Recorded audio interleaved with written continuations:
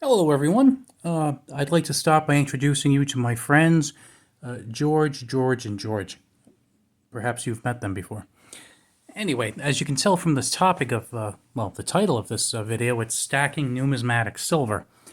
Now, I know some people like numismatic silver, basically your run of the mill kind of regular coins. And then some people like semi numismatic silver, think,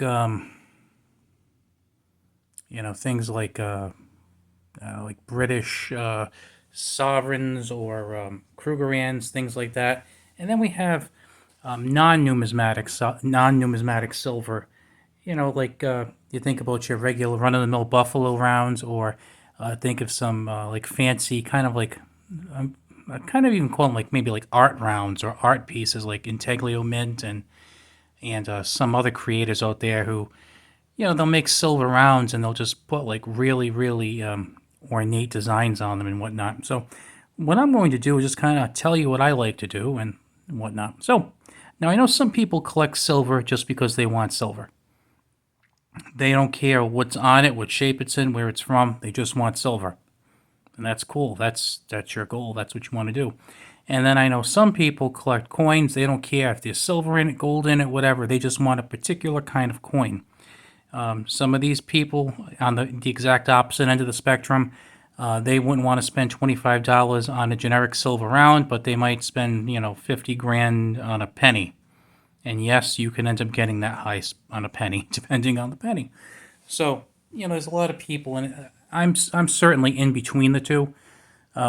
Probably closer to the coin end of things, but I do appreciate numismatics and I do like silver. So like I said, I'm kind of in both camps, but mainly towards the numismatic side.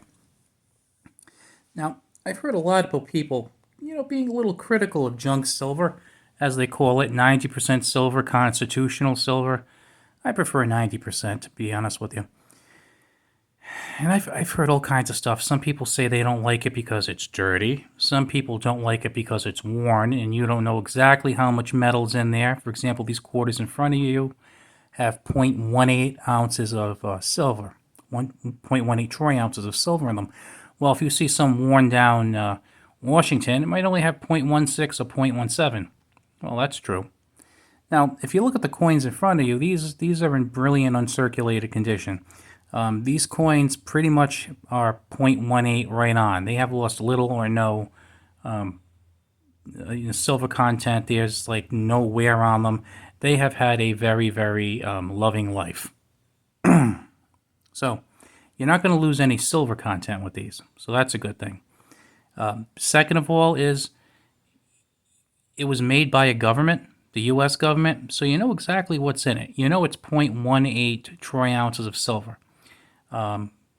People are a lot more likely to know what this is than what something made by another foreign government, like especially a bullion coin, or a private mint is.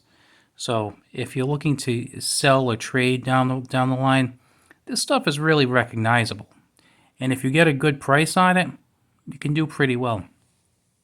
Now, I tend to like the quarters and the mercury dimes the best, and when I buy the quarters, I tend to like the Washington quarters. One of the reasons is because you can buy brilliant uncirculated Washington quarters for what I consider a very small premium over melt value. Now, if you get a standing Liberty quarter, you can get standing, because right about now, I would say that spot is just under $5 a piece. And if you look around, you can get a standing Liberty quarter or a Barber quarter for about $6. But the problem is they are worn down pretty good. So you're going to be losing some silver content, and it's kind of an unattractive coin. When they're new and flashy, they're nice, but when they're really worn down into like good, very good condition, not as nice. Now these quarters right here, I basically paid about $7 for them. Yeah, $7.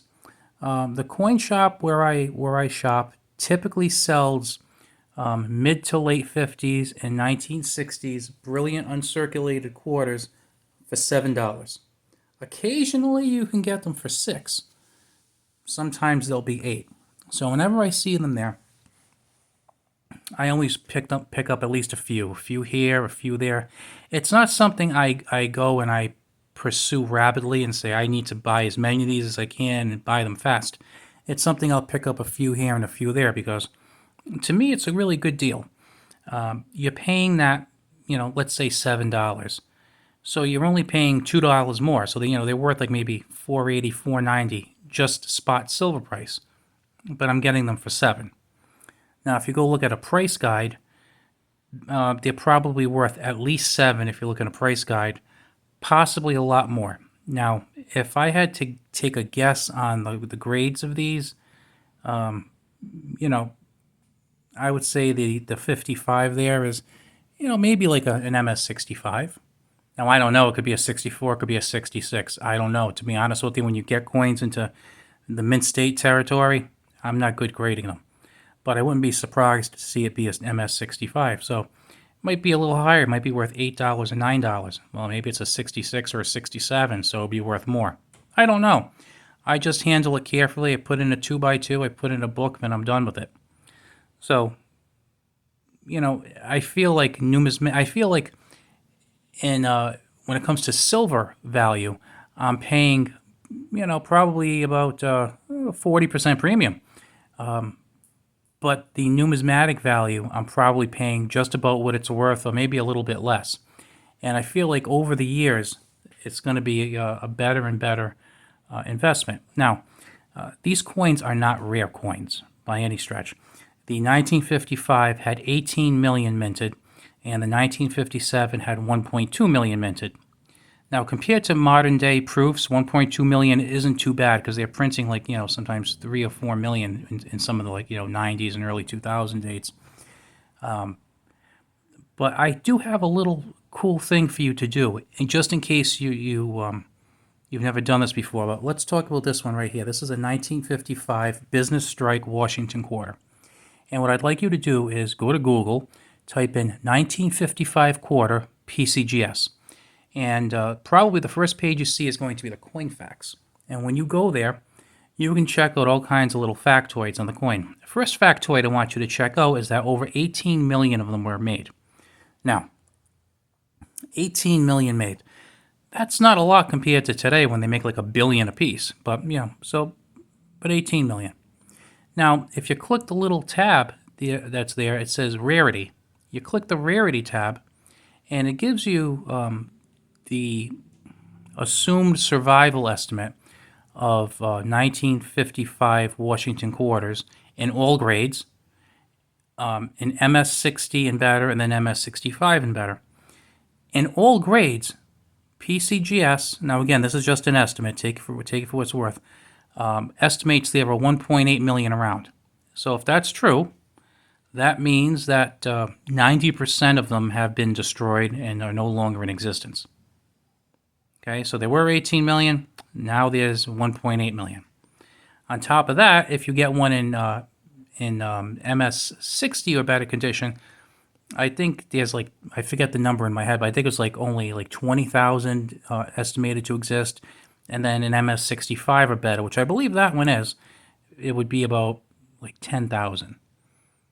So again, 10,000 of a coin, that's not particularly scarce or anything by any means. Now, if this was professionally graded, and let's say it got a 66 or a 67 or a 68, let's say, and then it starts becoming almost like a condition rarity if you get into a 68. But for right now, you're seeing something that's actually a lot more special than what it's portrayed. And I don't think a lot of people really value or recognize that, and they just treat it like it is actually junk.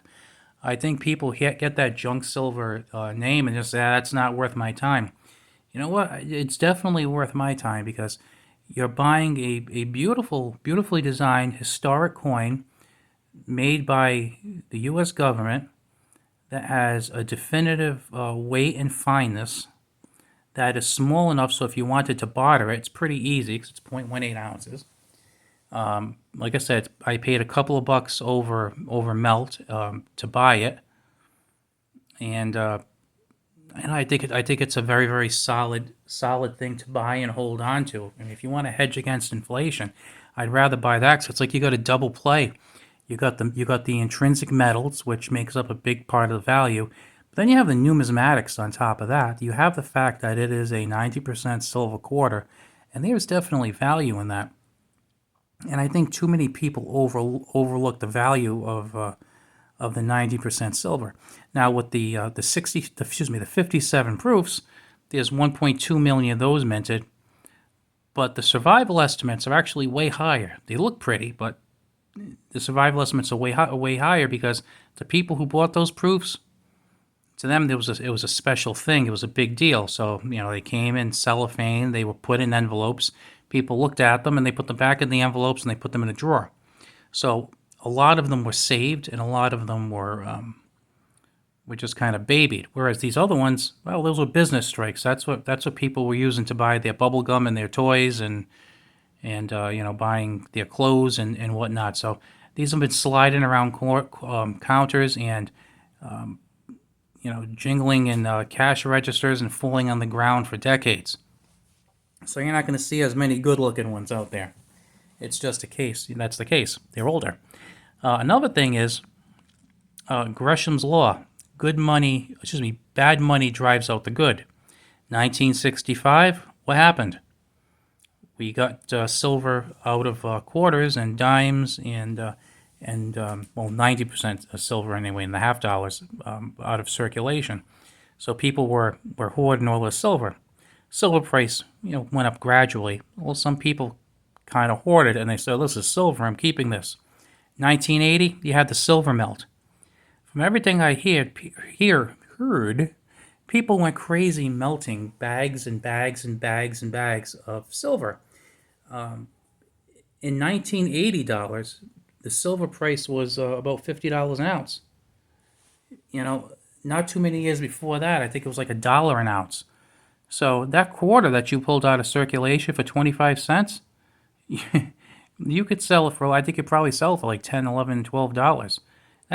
That's pretty good now. If somebody said to you, "Give me that 25-cent quarter and I'll give you 10 or 11 bucks for it," that's pretty good money. Now, put that back 43 years ago. That's phenomenal money. So a lot of them got melted. Over the years, more of them get melted. And from people who I've seen interviewed in the industry and some people I know personally, stuff is still getting melted. Now, I think that the number of BU quarters, maybe I think it's probably a lot less than before because people probably realize that, rather than selling them for like $4 to a wholesaler, they can get like 7 for them. But some people just don't care. They're just single-minded. Like, get me the silver, I'll melt the silver. They're not going to check for dates or anything. And I've heard about veteran coin collectors kind of doing the same thing. And, coin dealers, and just kind of, melting it like they're just wholesaling it out and it's being refined. And, you think that stuff is going to get lost and it's going to get damaged. And there's not going to be any more of it. So whatever numbers you see now for survival estimates, you're probably looking at them going down rather than going up. And I still don't think we know the true effect of all this melting is done on junk silver. And I think we will in the future. Now, another reason why I don't want to buy like stuff from private mints. I mean, the semi-numismatic is okay because, it's federal mints and everything. That'll appeal to a little bit to the coin collectors, I guess, because it is actually like minted by a sovereign government. But there's also some weird stuff that's being called semi-numismatic lately. I mean, I can understand somebody wanting to buy items from, England, Austria, Australia. I totally get that. I understand it. But lately, there's a lot of weird coins coming out from places like Niue, Cook Islands, Ghana. I mean, really? They're making bullion coins. And some of the bullion coins are weird. Like, if you look at most countries, they either put people or places that are significant to their countries. But you see some of these semi-numismatic coins, again, from Cook Islands, Niue, Ghana, and they're either in really, really weird shapes. Like one that I saw, I forget what country it is, made a $2 coin that's in the shape of a gun. I think it's a revolver, if I'm not mistaken, in the shape of a revolver, and they sell it for like $100 or something. Now, if you went to, I believe it was Ghana, I could be wrong with this, but if you took this thing to Ghana and you had to actually buy food with it, they're probably going to say, "What's that?" They're not even going to recognize it most likely as money because it's not really used as money. It's probably some private mint making a deal with the government, and the government's basically being bought off and using it as kind of saying, "Yeah, we'll call it our currency," but I mean, it's kind of just a weird commemorative cash grab. Same thing with Tuvalu. I think most of us couldn't find Tuvalu on a map, but then they make all these coins. And then I'm seeing some of these coins being made with like cartoon characters on them. Like, think about this, government coins with cartoon characters. Like, it's just like kind of like, I don't know, like a distasteful cash grab to me. I'm not a big fan of it. Now like the non-numismatic coins, like let's say, I know that the art bar is a term. I don't know if art round is a term, but some of these private mints are making some really nice looking things. They don't call them coins because they're not minted by a sovereign nation, which the other ones barely are, but we'll leave that. They're very good looking coins. Some of them look beautiful. Sorry, rounds. Some of them look beautiful. My issue is really twofold. A lot of times you'll pay a lot more than the melt value on them, like probably as high or higher than what I pay on these quarters. But the thing is, it might not be that recognizable. And I think that you have a much smaller number of people who collect those kinds of items rather than, let's say, people who collect quarters or U.S. coinage. So I think if you buy U.S. coinage and you get it in silver, yes, you have people who are bullion stackers who are going to want to buy it, and you have coin collectors who are going to want to buy it. Whereas if you get the stuff that's made by the private mints or some of those weird semi-numismatic coins, like from Niue and Tuvalu and the Cook Islands, I feel like you're going to get no coin collectors or almost no coin collectors and bullion stackers. But the thing is, not every bullion stacker is going to want that stuff. Now, I know some people will, go crazy over, like, let's say, like a Marvel or like a DC Comics coin, and I know that might actually have some collectors who aren't really silver guys and gals, but it seems like it's kind of limited to me. It seems like if your main play is silver, those types of rounds and items are really best to be bought solely for the beauty of them. Like I have some poured silver. I had done a video on them a while back, and my wife bought them from me, and I love this poured silver. Most of it's from MK Bars. If you don't know MK Bars, check them out. Make some very cool stuff, and it is really high premium. When she bought the stuff for me, it was like 70 or 80% premium. Now I think a lot of it's like 100% premium. Some of it's even higher than that. And it's very, very cool. But to me, when I buy something like that, I don't consider it like a silver purchase. I kind of equate it with like buying a decoration, for my house or something. Like, oh, this is good. This is pleasing to the eye. Not really a smart investment, just something to enjoy. Kind of like a car. Normally, buying the car you drive to work every day, probably not the best financial investment. You'd be better off taking the bus if you can, but you buy it anyway. That's kind of how I treat the poured silver. But anyway, this video is getting pretty long, so I will leave you with this. If you haven't looked into 90% silver, especially some of the like more common dates that are BU, check it out. And also, like I said, check out some coins on PCGS. If you type in like 1959 quarter PCGS, and like you can look at some of the stats on it. I'm actually thinking of doing a video on it and kind of showing you some of the resources on them. They're pretty cool. All right, guys. If you like this one, I would appreciate a thumbs up, and I'll talk to you later.